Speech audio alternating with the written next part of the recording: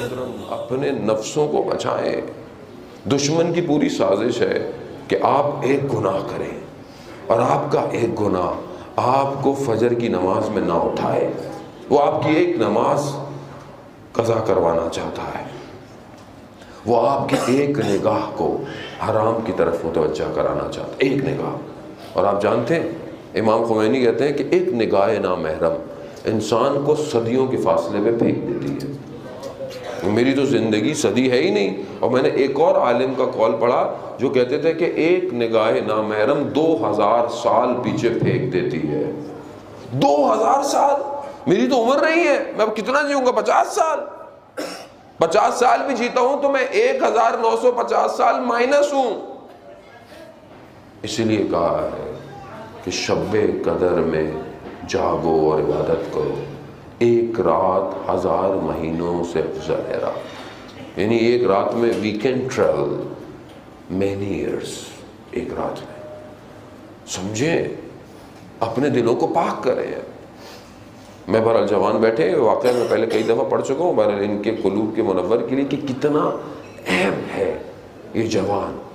میر داماد کا واقعہ کہ جو عالم دین تھے ان کے لیے, جو ان کے والد کے لیے کہا جاتا ہے. اصفہان کا واقعہ.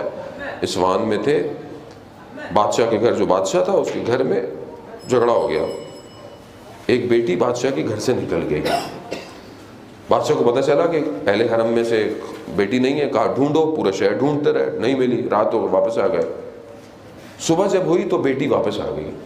گھر والوں سے پوچھا بیٹی سالم ہے؟ کہاں بیٹی سالم ہے. کہا بیٹی کو بلاؤ. بڑے بولو کہاں گئی تھی؟ کہا میں ناراض ہوئی تو گھر سے نکل گئی, اور مجھے پتہ تو تھا نہیں, میں چلتے چلتے رات ہو گئی. بازار میں نے دیکھا کہ سب تو بند تھا, ایک دروازہ کھلا تھا, وہاں سے روشنی آ رہی تھی. میں اندر گئی تو دیکھا کوئی مدرسہ سا ہے, اس میں ایک حجرے میں شمع جل رہی ہے. میں اندر دیکھا تو ایک لڑکا بیٹھا ہوا کچھ لکھ رہا تھا. تو میں اندر آیا تو میں نے جب اسے کہا کہ, اور اس نے مجھے رات گزاری اور میں واپس آ گئی. اس نے کہا تم نے کھایا کیا؟ کہا اس کے پاس پیاز اور روٹی تھی, اس نے مجھے وہی دی. اس نے کہا اس نے کیا کھایا؟ کہا اس کے پاس تھا ہی ایک بندے کا کھانا. کہا اس لڑکے کو بلاؤ, اس طالب علم کو بلاؤ. اس لڑکے کو بلایا. کہا کہ تم نے میری بیٹی کو دیکھا تھا؟ کہا جب یہ ایک دفعہ اندر آئی تو ناگہانی طور پہ میری اس پہ نگاہ پڑی. کہا کیسا پایا؟ کہا میں نے اس سے پہلے کسی کو دیکھا نہیں تھا, تو میں نے اس سے بہتر کسی کو دیکھا ہی نہیں آج تک. کہا تو پھر کیا وجہ تھی کہ یہ ساری رات تمہارے کمرے میں رہی, تم نے اس کو دوسری دفعہ نہیں دیکھا؟ یہ جوانوں کے لیے ظالم ہوتا ہے. وہ کہتا ہے کہ میں رات کو, اس نے اپنے ہاتھ کو اپنے لباس میں رکھا ہوا تھا. اس نے کہا کہ میں جب رات کو میرا نفس کھنچتا تھا تو میں اپنی ایک انگلی کو اس جلتی ہوئی قندیل کے اوپر رکھ دیتا تھا اور خدا سے کہتا تھا خدا میری عفت اور پاک دامنی کو بچا لے, میں تیری بارگاہ میں گناہگار نہیں آ سکتا. کہتا ہے پھر رات گزرتی تھی تو پھر میں دوسری انگلی, کہتا ہے اس طرح میں نے اپنی, پھر اس نے اپنا ہاتھ نکالا, اس کا پورا ہاتھ جلا ہوا تھا. کہا میں نے ساری رات ایک ایک کر کے اپنے انگلیاں کو جلا دیا اور صبح ہو گئی.